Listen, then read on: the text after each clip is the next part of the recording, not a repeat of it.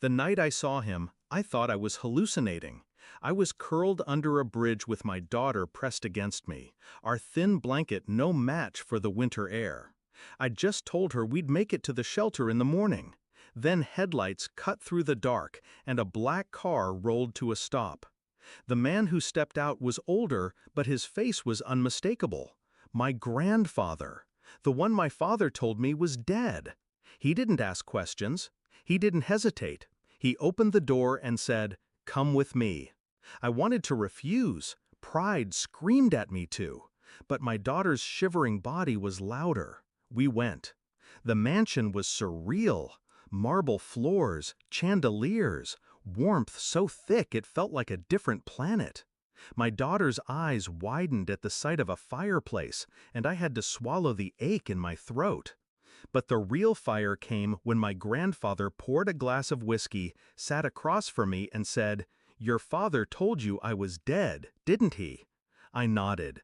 My father had said it often, how his father died long ago, how he'd raised me without help, how we owed nothing to anyone. My grandfather's expression hardened. He told you that so he could steal. Steal? That word cracked something open. He explained, I was meant to inherit a trust my mother left me, money set aside for me and any future children.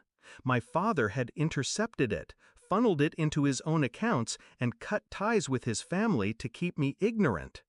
Every eviction, every empty fridge, every night I worked 2 jobs to keep the lights on, while he drove new cars and took his new family on vacations, I finally understood.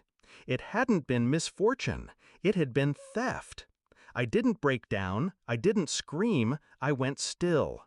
Because in that moment I knew, if he could erase his own father, he could erase me just as easily. And he had.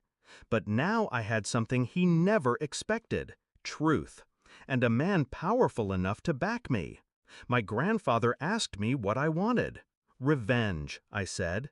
My voice didn't even shake. He studied me, then nodded once.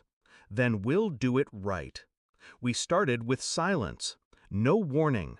My father didn't know I was no longer starving in the cold. Didn't know I was under the roof of the man he'd spent decades pretending was gone. While my daughter was given tutors, clothes, and a room of her own, I was given files, bank statements, property records, evidence of every dollar siphoned from the trust. My grandfather had lawyers on retainer. I didn't have to beg them to believe me. They already knew the type of man my father was. I sat through meetings, learning words like embezzlement and fraudulent transfer. And with every document, my resolve sharpened. The day came quietly. Court papers served at his door.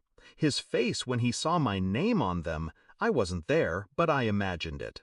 My brother texted me in a panic, saying Dad was raging, throwing things, demanding to know how I'd crawled back into the picture. I didn't answer, because silence is power. And he was about to learn what it felt like to be erased. The climax wasn't in a courtroom, it was at a dinner. My grandfather invited the family, every cousin, every aunt, even my father. He didn't tell them why. When my father walked in, his eyes landed on me across the table. He froze. I didn't smile, I simply lifted my glass. "You always said your father was dead," I said evenly. "Turns out he was just waiting for me." The room stiffened. My grandfather slid a folder across the table. "Everything you stole is gone. The trust has been restored, and she is the legal heir. You're finished." My father's face drained. He tried to speak, but the words tangled. I leaned forward, calm as ice. "I used to wonder why you hated me enough to leave me with nothing. Now I see, it wasn't hate, it was fear. Fear that one day I'd find out." He looked at me then, really looked, and for the first time in my life, I saw fear in his eyes. That night, I tucked my daughter into her new bed, her favorite stuffed animal clutched in her arms. She whispered, "Are we safe now?" "Yes," I told her, and for once it was true.